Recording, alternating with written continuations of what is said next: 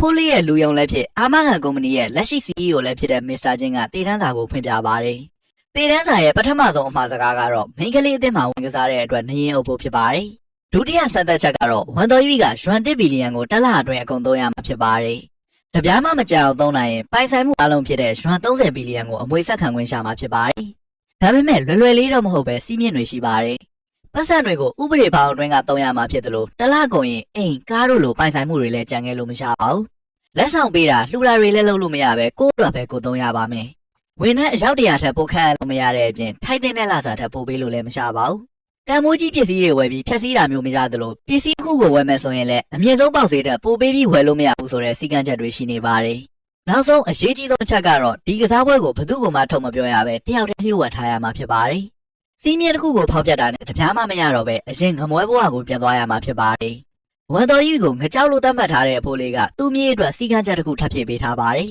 ။အဲ့ဒါကတော့ဒီကစားပွဲကိုလက်မခံမဲ့ရွှန်1ဘီလီယံကိုယူပြီးထွက်သွားဖို့ဖြစ်ပါတယ်။1ဘီလီယံကိုပဲယူသွားမယ်ဆိုရင်အမွေကိုမစ္စတာယင်နဲ့မစ္စတာလိုက်တို့ရဲ့ဖောင်ဒေးရှင်းကိုလှူလိုက်မှာဖြစ်ပါတယ်။သွေးမကြောင်တတ်တဲ့ဝန်တော်ကြီးက1ဘီလီယံကိုအောင်သုံးဖို့ကိုပဲရွှေ့ချလိုက်ပါတယ်။မစ္စတာချင်းကဝန်တော်ကြီးရဲ့ငွေရေးကြေးကိစ္စတွေကိုစီမံခန့်ခွဲပေးဖို့သူ့ကုမ္ပဏီကစည်ရင်ငိုင်တယောက်ကိုငွေချင်းစီမံအဖြစ်ထည့်ပေးလိုက်ပါတယ်။သူကတော့ဝန်တော်ကြီးကိုအချုပ်ထဲရအောင်လုပ်ခဲ့တဲ့ရှာကျူပဲဖြစ်ပါတယ်။အဲ့လိုနဲ့1ဘီလီယံငွေသားတွေယူဖို့ဘဏ်ကိုသွားကြပါတယ်။ဝန်တော်ကြီးရဲ့တငယ်ချင်းကျွမ်းချန်ကလည်းအံ့ဩမဆုံးနိုင်ဖြစ်နေပါတယ်။မမြင်ဘူးတဲ့ပတ်စံတွေကိုမြင်ရရင်လူအထင်သေးစရာဖြစ်မှာဆိုလို့နှစ်ယောက်သားခက်တီတီနဲ့နေကြပေမဲ့တကယ်ပတ်စံမုံကြီးကိုမြင်လာရချိန်မှာတော့ဖင်ထားရကြသွားလို့ဝန်ထမ်းတွေကအသိယူလာတဲ့ခုံတွေနဲ့ကောက်ဖမ်းထားရပါတယ်။အိမ်မပြတ်ခင်အရင်ဆုံးဘဏ်ထဲမှာပဲလမ်းလျှောက်ပြန်ကျင်လိုက်ရပါတယ်။ပတ်စံတုပ်ကြီးတွေတဲထုတ်လာတဲ့သူတို့နှစ်ယောက်ကိုလုံခြုံရေးဝန်ထမ်းကတခိုးလို့ထင်ကုန်ပါတယ်